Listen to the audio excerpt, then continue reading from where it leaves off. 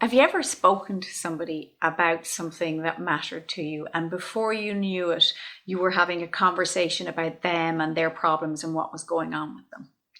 Now, lots of us do that, and that's something called a shift response, which is part of conversational narcissism. If you'd like to find out more, stick around.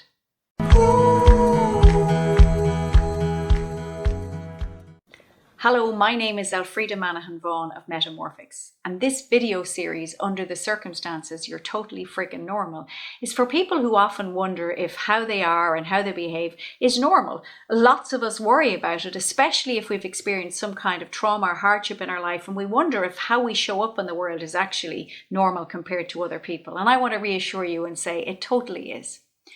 So this video is about conversational narcissism, and I teach this quite a lot when I teach effective communication and when I support my clients in developing their communication skills. Conversational narcissism is not about being a narcissist, but it's a narcissistic way that we communicate when we're around other people. And so we can respond to people in one of two ways. One is to have a shift response, and the other is to have a support response. Now, a shift response is when somebody tells us something and we manage to turn the conversation to being about ourselves. So that might be where I might say, oh, I was thinking of buying a new car. And if I'm speaking with a friend, they might say, oh, I bought a new car not so long ago, and tell me all about their new car and what it was like and how they bought it, completely ignoring what I've said. It can often happen if we ever tell somebody we're not feeling well, and then they say, oh, and they, oh, I was sick last week, and they tell you about their own illness. And that's narcissistic qualities. So that's conversational narcissism, because we're shifting the topic and the subject of the conversation from the person who's communicating with us to ourselves. Now, the one we want to have is what's called a support response. And a support response is where we really listen to the other person and we start to ask questions to demonstrate that interest. So that might be where somebody says, oh, I was thinking of buying a new car. And you ask, oh, what model were you thinking of? What color were you thinking of getting? Where have you looked at them? Now, it doesn't mean that we don't share things, because sharing things about ourselves can build rapport, but it does mean that we're conscious that the conversation needs to come back to that person.